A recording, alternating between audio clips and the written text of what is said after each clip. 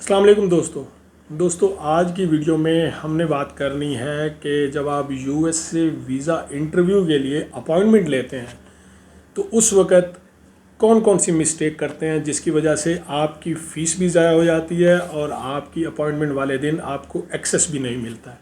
तो आज उन गलतियों पे हम बात करेंगे क्योंकि इस सब्जेक्ट के ऊपर मुझे काफ़ी लोगों के कमेंट आ रहे थे और मैं बहुत से लोगों की जो प्रॉब्लम्स देख रहा हूँ क्योंकि वो कमेंट में सवाल पूछ रहे होते हैं तो वो भी इसी से रिलेटेड थे। तो मैंने सोचा कि इसके ऊपर वीडियो ही बना दी जाए। तो दोस्तों टॉपिक को शुरू करने से पहले एक बार फिर वही रिक्वेस्ट, चैनल को सब्सक्राइब कर लें, वीडियो को शेयर करें अपने दोस्तों के साथ ताकि सबको जो है ये वैल्यूएबल इन्फॉर्मेशन मिल सके। तो दोस्तों बात शुरू करने से पहले आपको एक बार ये भी बता दूं कि DS-160 फॉर्म को फिल करते हुए जो मिस्टेक अक्सर होती हैं उसके ऊपर भी मैंने एक डिटेल वीडियो बनाई हुई है। इस वीडियो का थंबनेल भी मैं यहाँ पे लगा देता हूँ, तो वो वीडियो भी आप इस वीडियो के बाद चाहें तो जाके देख सकते हैं।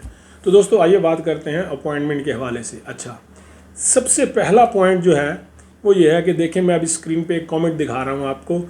इन भाई साहब ने मुझे ये कमेंट किया है और मुझे ये बताया है उन्होंने कि जी मैंने ये इस डेट को अपॉइंटमेंट ली थी और अब मेरा इंटरव्यू इस डेट को मुझे मिला, लेकिन अब मेरी फ़ीस एक्सपायर हो गई है और मुझे ये मैसेज आ रहा है कि आपकी फ़ीस एक्सपायर है तो इसलिए आप इंटरव्यू जो है वो नहीं दे सकते। तो फ़ीस एक्सपायर कैसे हो जाती है? तो दोस्तों इस सवाल का बहुत ही इंपॉर्टेंट सवाल है ये, तो मैंने सोचा इसके ऊपर आप सब लोगों को डिटेल से बताऊं। देखें, फ़ीस की एक्सपायरी 365 दिन है। जिस दिन आपने यूएस एम्बेसी के नाम पे वीज़ा फ़ीस पे की अलाइड बैंक में या जिस भी चैनल के थ्रू, या अगर आप इंडिया में हैं आपने जिस भी चैनल के थ्रू, किसी भी बैंक के थ्रू या जो भी प्रोसेस है पेमेंट का, आपने फ़ीस पे की। फॉर एन एग्जांपल, अगर आज आपने फ़ीस पे की है तो अगले 365 दिन के अंदर आपने इंटरव्यू देना ही देना है। अगर अगले 365 दिन के अंदर आप इंटरव्यू की अपॉइंटमेंट नहीं ले पाते, अगर आप नहीं इंटरव्यू दे पाते किसी भी वजह से, चाहे ये मतलब स्लॉट अवेलेबल हो या ना हो, चाहे आपकी मिस्टेक हो, चाहे यूएस एम्बेसी की तरफ से स्लॉट अवेलेबल हो या ना हो, तो आपकी फ़ीस एक्सपायर हो जाएगी। तो अब इस फ़ीस को क्या ये आप अगली अपॉइंटमेंट के लिए यूज़ कर सकते हैं या नहीं?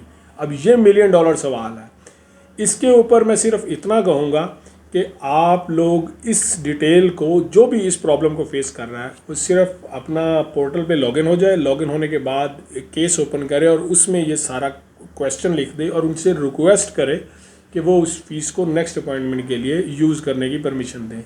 तो अगर तो वो अलाउ कर देते हैं तो आप फ़ीस इस्तेमाल कर लेंगे, अदरवाइज़ ये उन्होंने, जब आप अपॉइंटमेंट लेते हैं तो वो उन्होंने पहले से ही, जब एक क्वेश्चन शो होता है उसमें लिखा हुआ है, टर्म्स एंड कंडीशंस को पढ़ लिया करें, क्योंकि हम लोग जल्दी में होते हैं ना, हम लोग टर्म्स एंड कंडीशन पढ़ते नहीं हैं, बस क्लिक करते चले जाते हैं और वही एग्रीड करते और सीधा जाके पेमेंट करते हैं, अपॉइंटमेंट लेने के पीछे चले जाते हैं।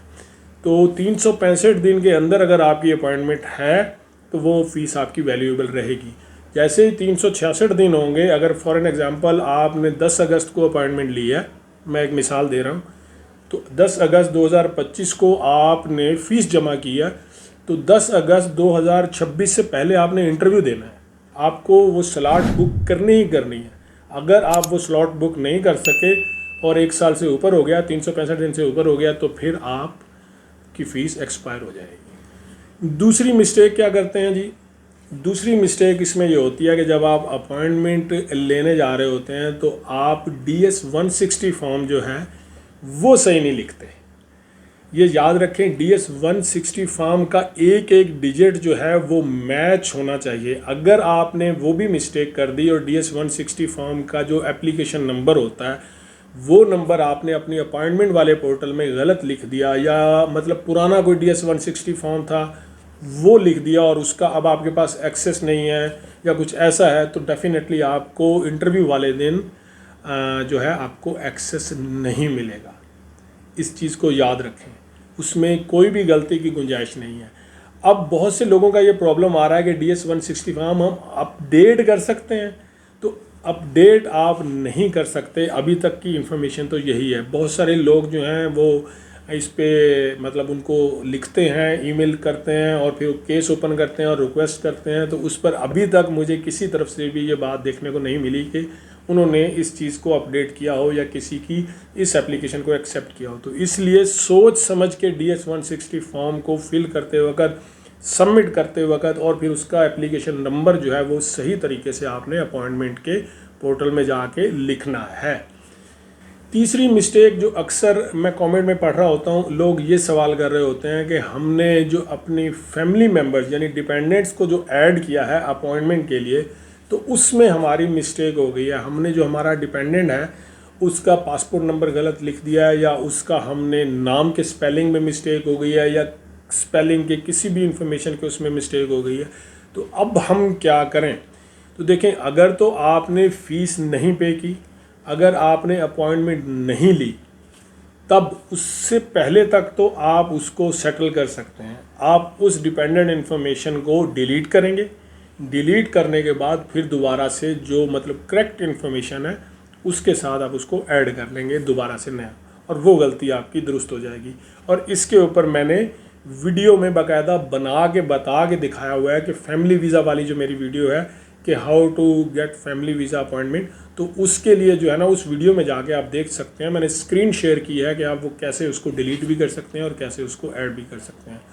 तो दोस्तों, इससे पहले कि वीडियो ज़्यादा लंबी हो जाए, क्योंकि लंबी वीडियो फिर आप लोग देखते नहीं हैं, तो ये बड़े इंपॉर्टेंट पॉइंट थे जो आप लोगों के साथ शेयर कर दिए। तो अपनी फीडबैक, अपने कमेंट्स ज़रूर दीजिए। इसके अलावा मिलता हूँ फिर ऐसी किसी अगली वीडियो में, तब तक के लिए इजाज़त दे दें। अल्लाह हाफिज़।